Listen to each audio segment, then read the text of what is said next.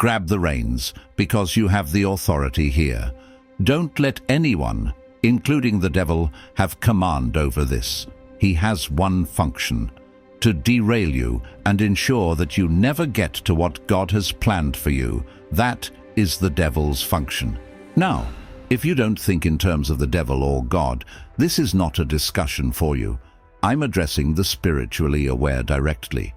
You must keep in mind that you are the captain here. You're the boss. What is of most concern now is that you don't allow Satan to function in your realm. Concentrate hard on that. That is why I'm informing you. These two books, the Bible, and particularly the book of Proverbs, can assist you in becoming the most in control in life. Rereading them repeatedly will urge you towards your desired objectives more quickly. It's the one book in the Bible that I have read entirely, the book of Proverbs. I have only a few verses memorized, perhaps 5 or 6. On occasion, yes, I've reflected on certain scriptures. Nevertheless, the fact that I find myself here today is a consequence of those verses. I ought to be sincere. That's how I ended up in this situation. I realize there are others who've read the whole Bible from front to back and don't have a thing to show for it. The bottom line is, they've memorized it, but never applied it. I transformed areas of my life with only 6 scriptures, but the rest was based on the books I said. Those are the ones to read if you need direction. They show you how to self-motivate. Once you get the ideas within their covers, the world is yours. Let me shed a little light on something. Humans bear negativity for too long. Occasionally, they need a good friendly push in the correct direction. Self-negativity is the cause of all issues, and it can and needs to be avoided. It is easy to coach your mind against negativity. I do it each morning before walking out the door. I try to step out as a good person. I get tired, sure, some days, but that's not like being negative. I'm brain dead some days, but I still plaster my mind. You want to know how? Gratitude. Gratitude deletes negativity. Let me demonstrate. If you wake up and begin to think, today's not my day, or I got up on the wrong side of the bed, stop dead in your tracks. Those are not the kinds of thoughts you need. Every time you catch yourself thinking that, stop and begin listing all the things you have to be thankful for. You can walk? That is a blessing. You woke up this morning? Another blessing. You can see, you can think, you can reason? That's a blessing. You're able to go eat, have a key to a house, dream, all blessings. The chance to set things right in your life, a blessing. The fact that you're beautiful and healthy, even to some extent, is a blessing. What's crazy is I'm saying all this without even having met you. Learning how to be thankful will shift the tides in your life. I do not claim to have a perfect relationship with God.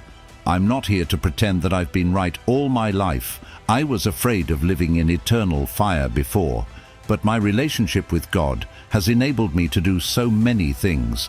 I love living, and I want to see what awaits me on the other side. I think that I don't have to walk all over people to achieve my objectives. We are all sinners. We are all broken and need a way out.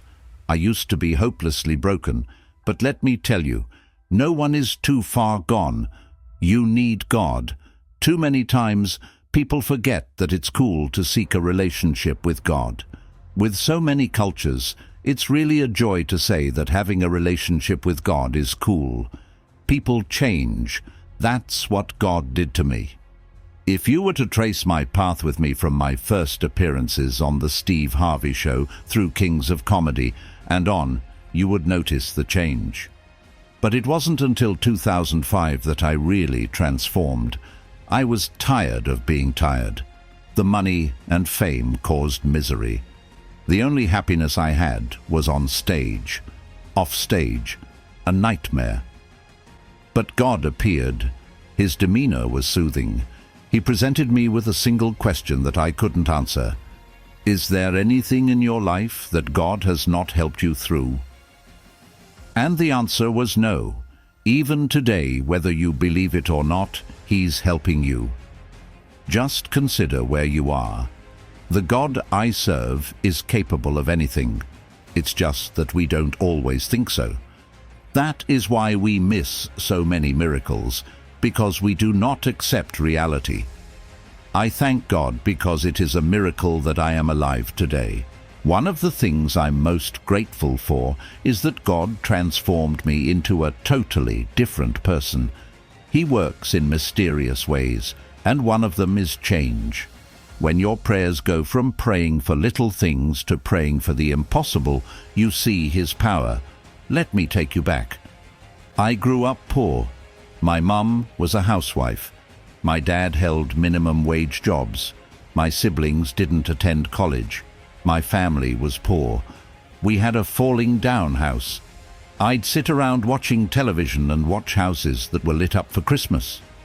My dad would take us to the suburbs to look at the lights.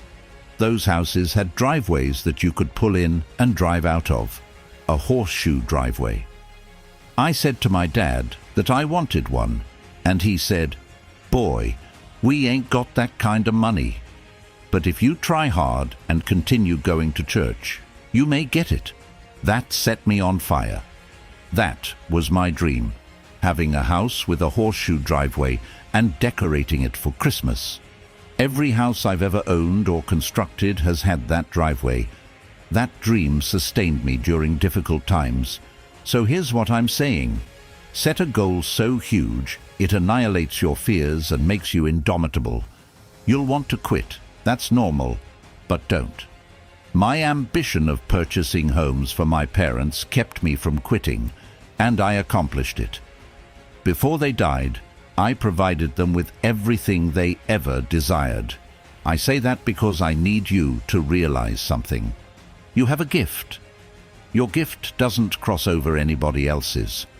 Becoming who you are meant to be isn't an outward thing, it's an inward thing.